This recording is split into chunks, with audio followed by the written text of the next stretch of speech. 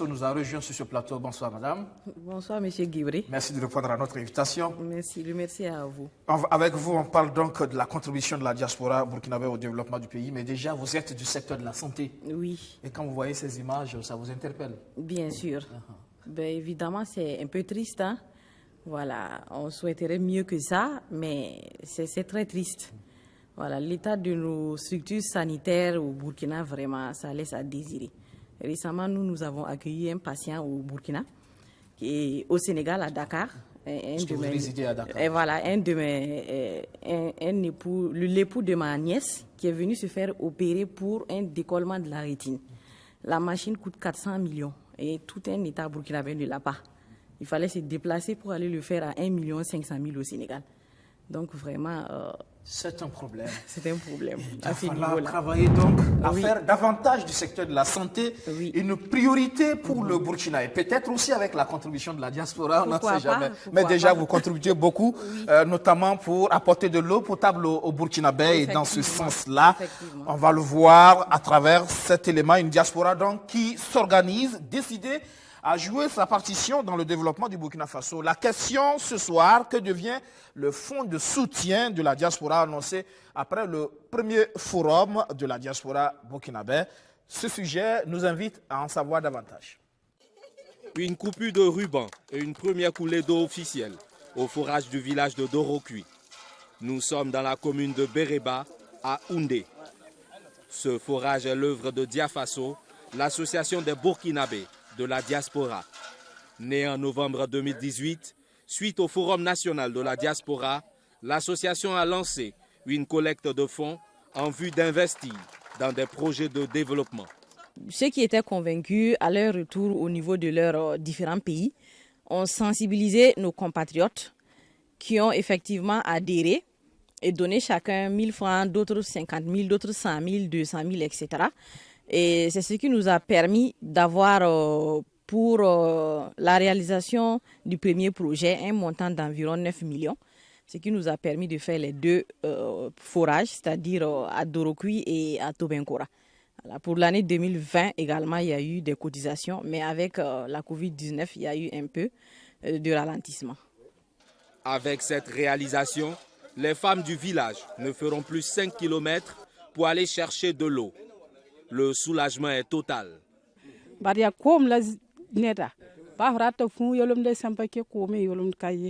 L'eau, c'est la vie, dit-on. Aujourd'hui, nous sommes vraiment soulagés. Avec ce forage, nous pourrons désormais vaquer à nos occupations sans nous soucier des questions d'eau. Nous remercions énormément les donateurs. Le jour suivant cette inauguration, Diafaso a tenu une conférence de presse en vue de faire le point des fonds collectés depuis sa création. Elle a saisi l'occasion pour inviter les Burkinabés de la diaspora à s'investir pour le développement de la mère patrie. Et voilà, le point, on en fait donc ce soir de cette mobilisation de fonds. C'est un engagement que vous avez pris justement à l'issue du premier forum. Et c'est une promesse tenue, on peut le dire d'une façon ou d'une autre. Effectivement. Voilà, donc le Forum national de la diaspora s'est tenu en 2018 juin, organisé par l'ex-ministère des Burkinabés de la diaspora, sous le haut patronage du président du Faso. Donc le thème c'était contribution des Burkinabés de la diaspora à la construction de la mère patrie. Et le dernier jour de ce forum, j'ai eu à prendre la parole et proposer à la diaspora, nous sommes environ 10 millions de Burkinabés au sein de la diaspora. Si chacun donnait 1 000 francs CFA par an, ce qui fait moins de 100 francs le mois et moins de 5 francs par jour, ben, ça nous ferait une somme d'environ 10 milliards que nous pourrons investir dans le secteur de l'eau, au niveau des couches sociales vulnérables, notamment dans les villages. Ça permettra en tout cas de booster l'accès à l'eau potable et aussi d'accroître la production agricole qui, quelque part, va lutter également contre la pauvreté. Les femmes pourront avoir de quoi envoyer les enfants à l'école et se soigner également. Donc, c'était ça l'idée. Presque 3 ans après, est-ce qu'on peut dire que l'idée a véritablement suscité de l'engouement au sein de la diaspora? Est-ce qu'on peut dire que l'objectif, il est atteint? Alors, dire qu'il est atteint à 100%, je ne dirais pas non. Mais aussi, l'objectif de 10 milliards, c'est pas un objectif à court terme. Voilà, ça demande vraiment de l'abnégation, de la communication. Et ce qu'on a pu collecter à ce jour, c'est environ 1500 Burkinabés. Jusqu'à présent, il y a certains qui ne connaissent même pas l'existence de cette association. Donc, 1500 Burkinabés qui ont 1500 à 2000. Donc, il nous faut sur encore 10 millions, oui. Voilà. Il y a encore du chemin. Voilà. Et les pays où il y a vraiment beaucoup de Burkinabés, on n'a pas pu communiquer, notamment la Côte d'Ivoire. Voilà. Parce que là-bas, on a voulu initier une communication et tout de suite, on s'est confronté à des difficultés, notamment la méfiance, parce qu'il y a eu des expériences de ce genre dans le passé qui n'a pas abouti. Nous avons focalisé nos énergies sur là où il y avait plus de compréhension, question de les consolider, et réaliser et peut-être retourner sur le terrain, voir peut-être que bon, ça permettra à ceux qui étaient encore pessimistes de contribuer. Et finalement, qui a contribué finalement? Alors, ceux qui ont contribué, c'est les Burkinabés, tout simplement, qui habitent, qui sont à l'extérieur du pays. Voilà. Donc, quand on a lancé l'initiative, ceux qui ont participé au forum et qui ont compris l'initiative se sont engagés et une fois au niveau de leurs différents pays, ont mené des campagnes de sensibilisation, de communication pour convaincre. Ils viennent de combien de pays, par exemple? 30 pays. 30 pays. Voilà, 30 pays à travers les 5 continents.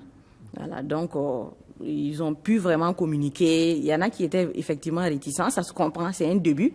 Voilà, ils attendaient de nous voir à la tâche, voir comment nous allons au moins faire une première réalisation avant maintenant peut-être de s'engager. Et vous avez pu mobiliser combien à l'étape actuelle? Alors, nous avons utilisé le fonds de 2019 pour la réalisation de 2 forages. Mais pour les 3 ans, nous avons eu environ 12 millions et environ. 12 millions. Voilà. Et Pas mal, hein. Voilà. Et pour le lancement aussi, on avait cotisé parce que les activités de lancement, c'est la diaspora encore qui a cotisé pour lancer. Donc, à l'époque, on avait eu environ aussi 3 millions. Donc, quand on fait le total de tout, ça nous fait quelque chose de 15 millions. Et l'année passée aussi, avec la Covid-19.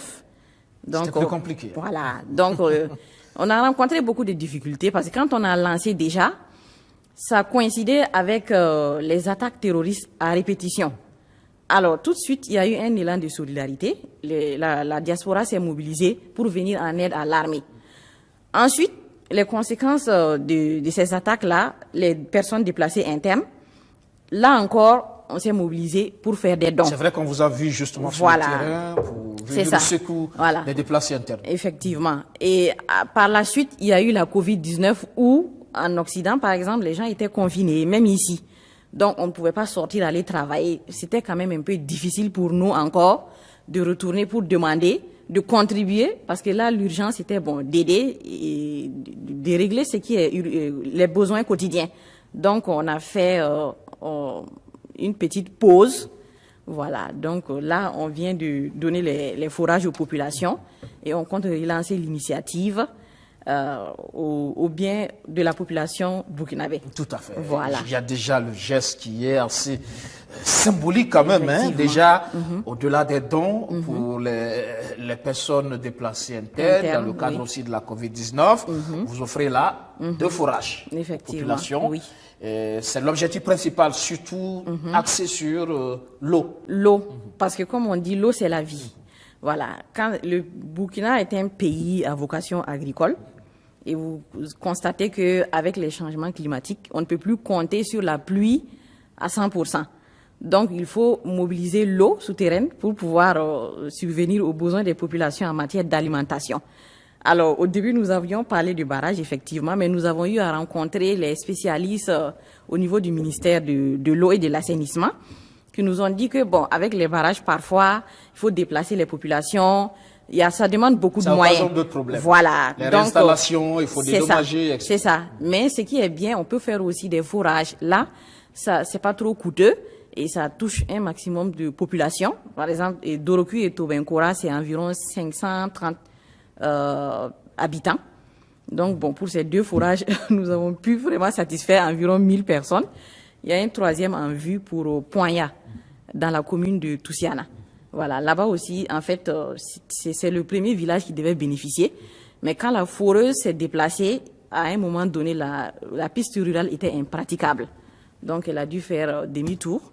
Et prochainement, ça sera le prochain site qui va, en tout cas, bénéficier d'un de nos forages. Le temps qu'on continue encore de collecter pour essayer d'aider les populations.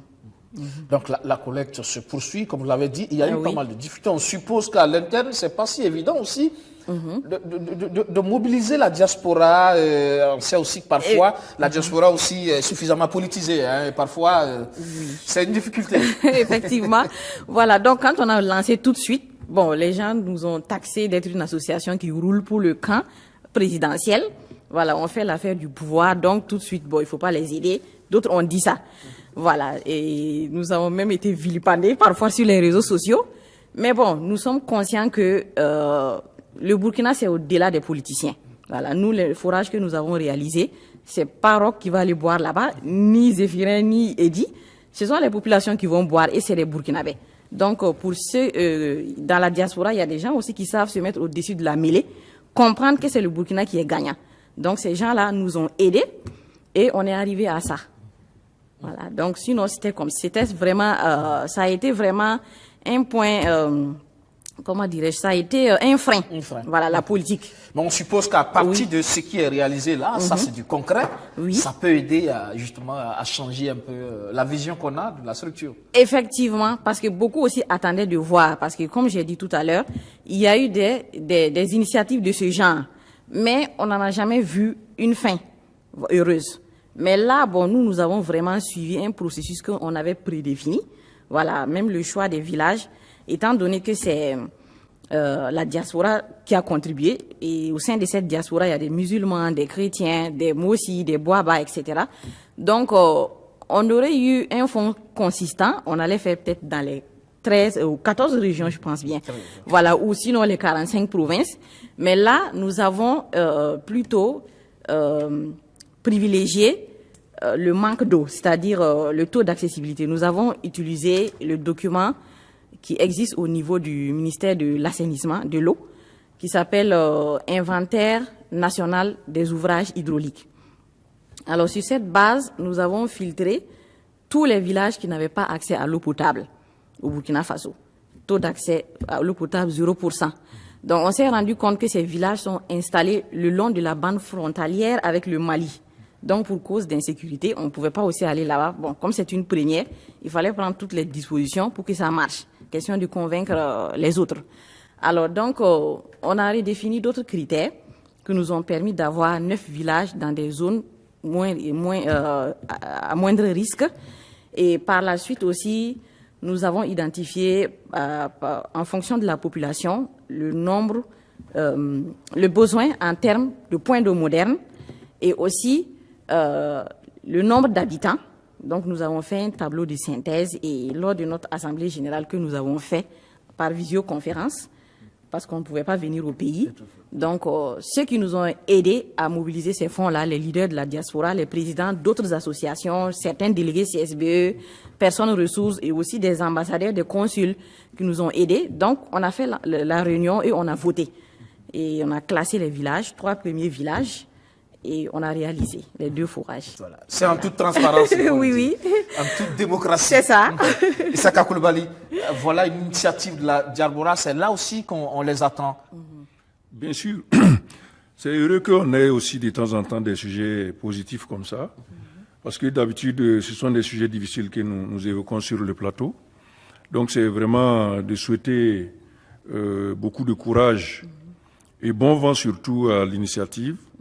La réalisation des ouvrages hydrauliques, ça va permettre de convaincre d'abord ceux qui ont cotisé, convaincre les sceptiques et convaincre les populations également que ceux qui sont à l'extérieur pensent à eux. Même si déjà, il y a plusieurs formes de contribution de ceux qui sont à l'extérieur.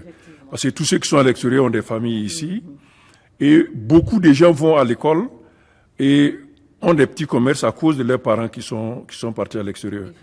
Je sais que le Burkina Faso est un pays de grande contribution de la diaspora, même si nous n'atteignons pas les champions qui sont le Sénégal et le Mali, où toute la santé, par exemple au Mali, est communautaire et elle est animée par la diaspora. Aussi bien la construction des infrastructures que le paiement des salaires des agents de santé. Donc ce serait bien qu'on ait ces modèles et qu'on puisse instaurer cette possibilité qu'il y ait les contributions directes de ceux qui sont à l'extérieur sur un point précis de développement. Parce qu'en général, lorsque on essaie d'appuyer les services publics, c'est là où, en général, il y a des déperditions, où des priorités naissent et finalement, on n'a pas On ne sait pas où va véritablement l'argent. Mais quand il y a des conditions directes, les gens sont à l'extérieur, ils ont cotisé et ils viennent constater qu'effectivement, l'infrastructure existe. On ne peut qu'être satisfait de cette initiative-là et lui souhaiter vraiment bon vent. Bon vent, surtout, on l'espère, hein, déjà un troisième forage à venir, comme vous l'avez dit, mais l'initiative se poursuit. L'initiative se poursuit. Donc, nous demandons vraiment à la diaspora de soutenir l'initiative. Nous ne le faisons pas pour nous-mêmes, c'est pour le pays. Et comme M. Koulibaly l'a dit tout à l'heure, la diaspora contribue déjà. Et même les associations qui ont contribué, contribuaient avant. Mais ici, l'idée, je vais emprunter à une organisation de la société civile, comment on appelle ça, notre nom fait notre force. Tout à fait. Voilà. Donc, au détriment de ce qu'ils faisaient déjà, nous leur demandons encore de donner peu. Multiplié par le nombre, ça donne un fonds consistant.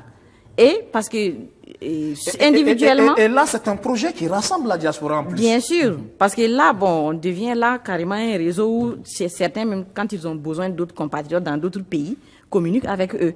Voilà. Donc, la diaspora, en général, on contribue. Mais cette contribution, très souvent, c'est du consommable. C'est du consommable. On ne voit pas l'impact à long terme. Voilà, vous donnez des sacs de riz, c'est bien, parce qu'il faut donner ça.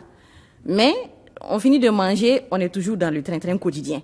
Mais quand c'est des infrastructures qui peuvent durer 30 ans, 20 ans, et les populations peuvent produire, là, c'est le développement durable. Donc c'est ça, nous, notre objectif même.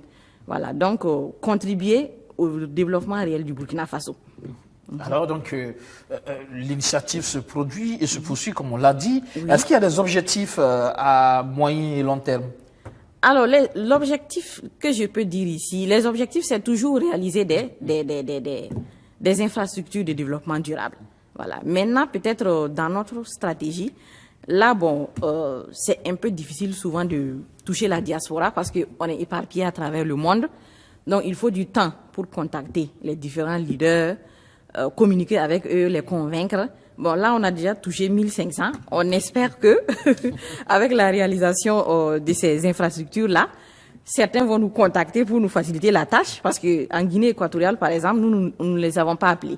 Ils ont vu les informations sur les réseaux sociaux, ils nous ont contactés, on les a mis dans nos groupes, et tout de suite leur donné l'information. Ils ont collecté à Malabo, et ceux des Batra aussi ont appelé pour dire que c'est une île.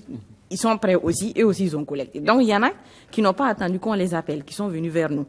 Donc si on a des occasions comme ça nous facilitera vraiment la tâche. Sinon, on est prêt pour toucher tout le monde. Certains aussi, ne nous ont pas aidés parce qu'ils ont pensé qu'on les a exclus. En fait, c'est parce qu'on n'a pas eu le temps. 10 millions de personnes, on ne peut pas les toucher tout de suite.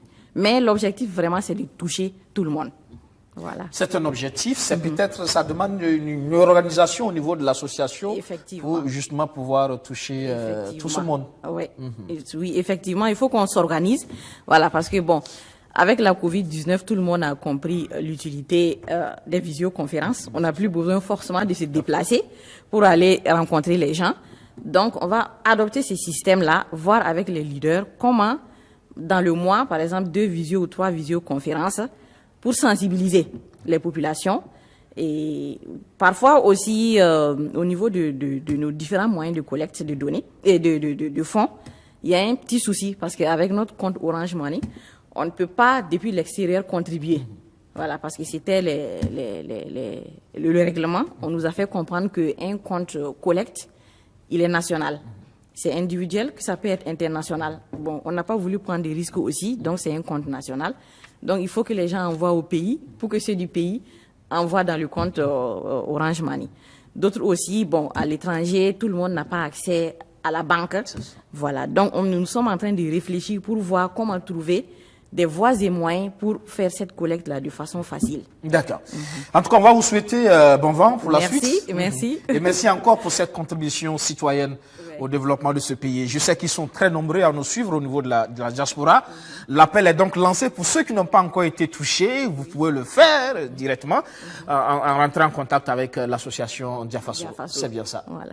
Merci à BF1 aussi qui, depuis le début, a cru au projet et nous a accompagnés. Nous avons participé à l'émission Surface de vérité. Ça a permis à d'autres de connaître. Et il y a eu d'autres reportages. Voilà, donc c'est aussi une télé qui est là pour la nation. En tout donc, cas, on merci. sera toujours là.